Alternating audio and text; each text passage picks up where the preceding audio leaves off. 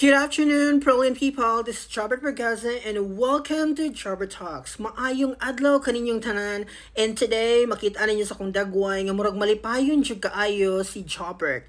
Nganong malipayon man ta? So today mga my dear, I got a contract from my new school. So finally, after pila ka adlaw or semana nga negotiation, nahuman lagi plaster ang akong sweldo mga my dear sa akong Blue app. Nagpasalamat na ko ana the other day.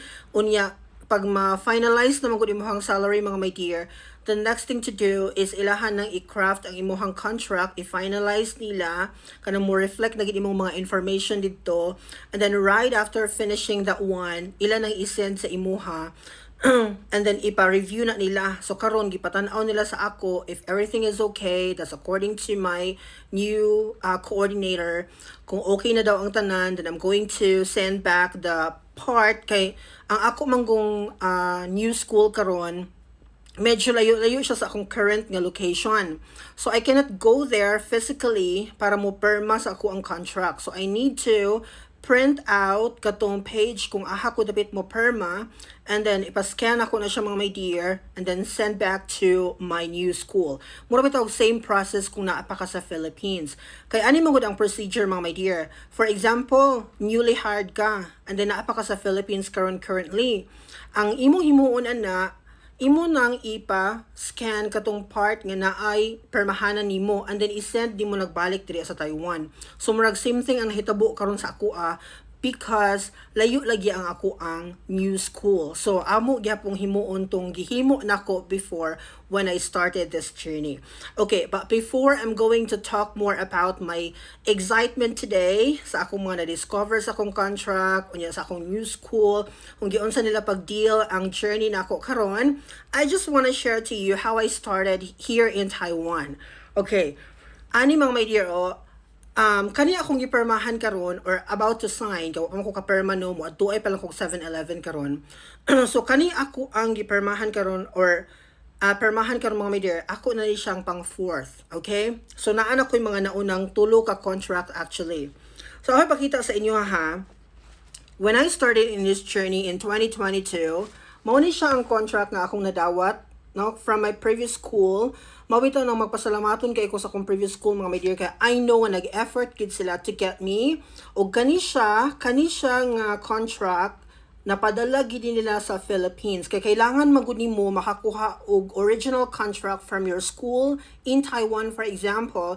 Kay before you can get an OEC manggod sa POEA, kailangan naa kay gihawiran nga original contract coming from your employer in another country. Mo man ay policy, okay? Sa mga naka-abroad, you can relate. So this one was my first contract na dawat. Look at this. Okay. And then the following year, kaysa akong previous school man good, ilaha gina siyang gina-soft bound. Okay. Which is naagi ko yung remembrance akong hinaguan. My second contract, second school year nako diri sa Taiwan, mao ni siya, color blue. Dili na ko ipaatubang mga my dear ha, kay makita ninyo ang information sa akong school which I don't want. Okay. So kani siya ang akong second contract 2023-2024, ikatong first 2022-2023. Okay. And then my third one, this one was my third contract sa akong previous school gihapon, kay ang ako magong first school diri naka 3 school years gid ko ato. So mo ni siya ang ako ang third contract sa ilaha. My favorite color and the combination is red and yellow.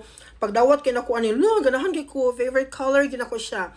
So third na ko ni siya nga contract. So very amazing mga my dear. Kung imo bitong kanang i-trace back imong journey in Taiwan, makita gid nako. Naagid koy kana bang handumanan sa akong mga kahago. Kay gano, one contract has so many story to tell. Daghan kay siya kwento nga pwedeng Ginoo ko, mga experiences nga di mabangbang.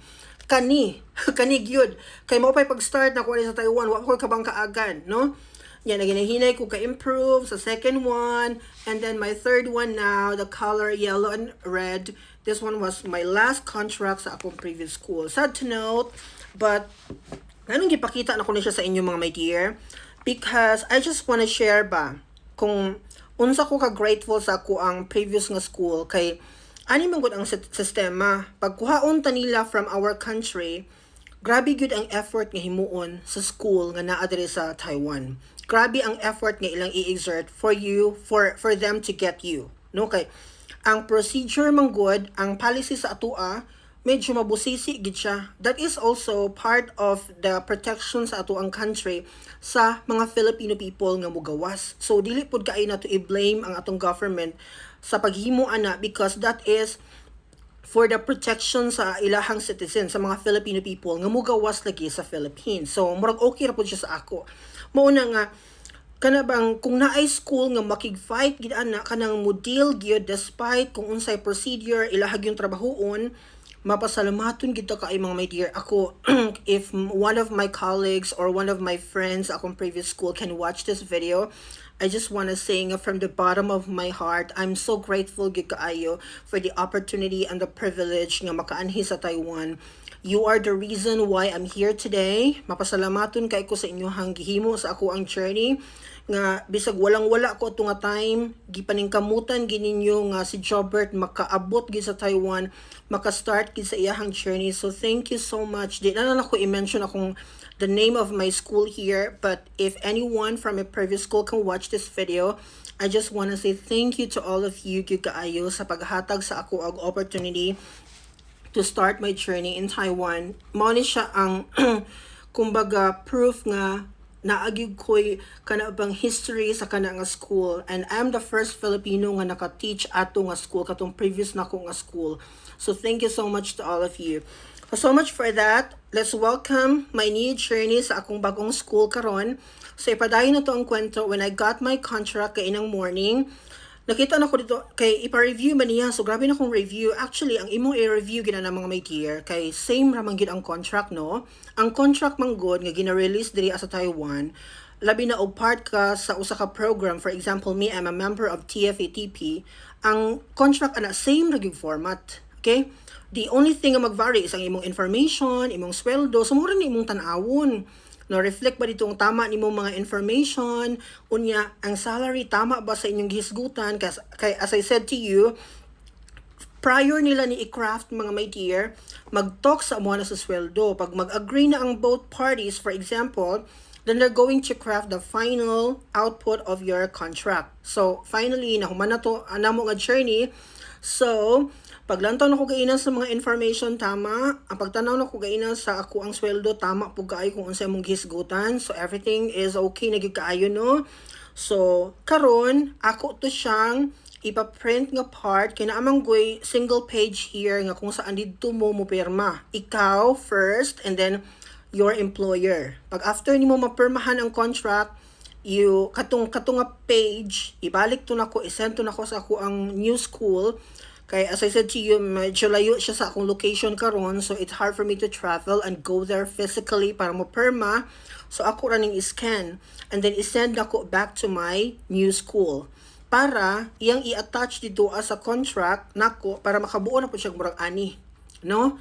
So mao ni siya ang napo kay copy ani, kay 3 copies man ata ilang i-produce ani, and then you have 1 copy gyud nga imuhang hawid-hawiran. At least ma-review nimo. So far wala man kay mga changes from the previous contracts akong gitan-aw gaina.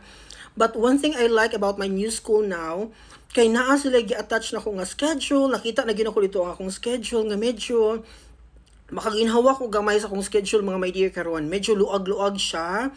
Unlike before nga na ako'y 2 days nga mura grabe gyud ka bugat katong previous nako. Medyo bugat gyud kaayo, pero ako never gyud kong nagreklamo gyud. Mao gina akong ika-proud sa akong self. Never gyud kong nagreklamo sa akong contract as akong schedule here. Pag dawat nako ana, bisag medyo lisod kaay ni siya nga part, sige padayon nako, wala gyud ko reklamo. Pero karon ako nadawat nga schedule murag okay gid siya. Kanang naagi ko time nga makapahuway. Ako nang i-talk sa inyo sa atong mga next conversation. But just today, gusto lang ako i-share sa inyo ang akong happy moment nga I'm about to sign my contract today. Thank you, Lord. Salamat sa mga tao nga nag-pray for this one o nag-prepare ani nga contract. Thank you so much, everybody. Thank you so much, Taiwan. I love you all. See you again tomorrow for another conversation. Bye-bye.